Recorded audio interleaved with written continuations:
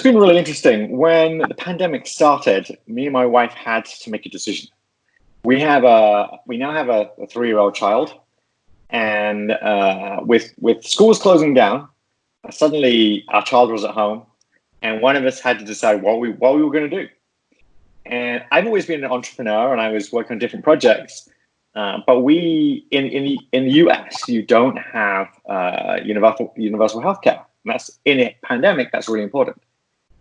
But my wife has a great corporate job with great healthcare. And so I took the decision that I was going to step away from the projects I was going to be doing. And I've been looking after our 3-year-old at home for the last few months. So I stepped away from everything for a while and was looking after her. And then I more recently started working very part-time for a company. It's very hard to look after a child as well as work for a company. And that's a problem facing many adults, both here in America, obviously in Ireland, everywhere around the world. And what has been some of the surprises you've had besides yourself coming in at Having a little princess walk in on everything. Okay, bye-bye, Emma. Emma. Just follow mommy. Out. Yes. That answers the question. Yeah, that's the suddenly your life when you've been used to being able to manage your life with a 3-year-old is always interrupted. So what's actually been surprising to me is that I really tried to make her experience a great experience as far as I could. And we are very lucky and very fortunate in that I was able to work with her full time. So when she came home, she didn't know her alphabet, and now I've taught her to read, and she's read about 100 little books. Now, that's not something that I would, prior to the pandemic, I would not have thought about doing that, because I believe little children should be able to play. But I thought, hey, I have this opportunity to have one-on-one time with her. And so I'm able to help her. Most of the time, we're climbing trees, we're flying kites, we're going cycling, we're going hiking, we're doing all kinds of things. But I try and spend a little bit of time with her every day on working on teaching her to read. And actually, it's been great fun and also a learning experience for me.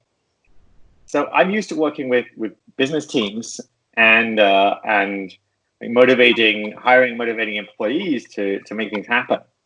But with motivating a 3-year-old is super interesting, and you have to think back to how do you motivate a 3-year-old. So I found some little workbooks, and every time she finishes a workbook, she gets a certificate and a bowl of ice cream.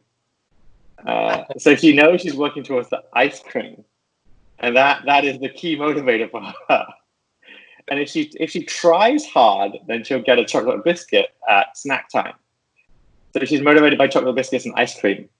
And the little dress you saw her wearing is because she completed another task. I looked at Amazon with her. She chose the little princess dress she wanted, and when she completed the task, she was able to get the little princess dress. So it's those things. And the other thing that I did, which kind of motivated her, was to get her to opt into it. So I said, hey, look, everyone learns to read. Daddy can teach you to read, or you can choose not to. Would you like Daddy to teach you to read? Yes. So every day I ask her, do you want Daddy to teach you to read, help you to learn to read? And every morning she says, yes, I want Daddy to help me. So getting her to opt in. So for me, that's been an amazing learning experience. So I think obviously it's a super hard time for so many people, including us. But you have to try and work out how. I mean, you're going to go through it whether you like it or not. The question is, how do you go through it in the best way possible for you and your family and the circumstances you have? And moving forward, do you think you'll be able to take some of this time that you've had with your daughter and channel that back into your profession and your vocation once all once hopefully this virus goes away or a vaccine comes? So I have actually recently started working very part-time for a company called Vectis, which is producing an AI management tool for enterprise data science teams to help them catalog their projects, to do knowledge management and collaboration.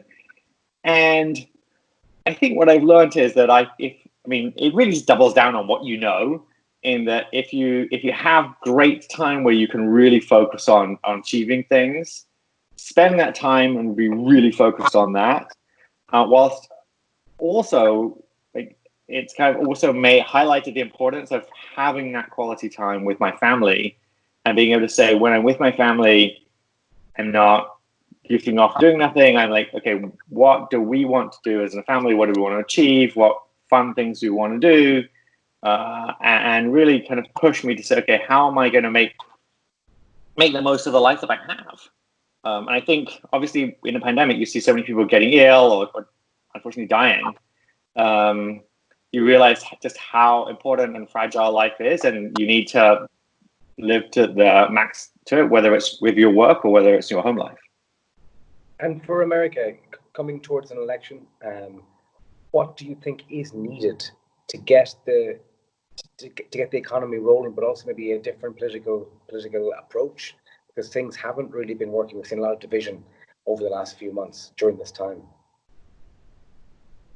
So unfortunately, I think as we come towards the election, people tend to get more divided. Divisions tend to get highlighted. Anxiety around the election itself creates more division, and the political process, in every country, but particularly here, seems to create more division. It is interesting, though, in the recent days, we've seen even President Trump say, look, it's patriotic to wear a mask. I think it's been proven around the world that you should wear a mask. That's super important. And I think for all sides of the political spectrum, they're starting to see that actually you have to follow health advice. And that's really the only way that you're going to get through these health crises.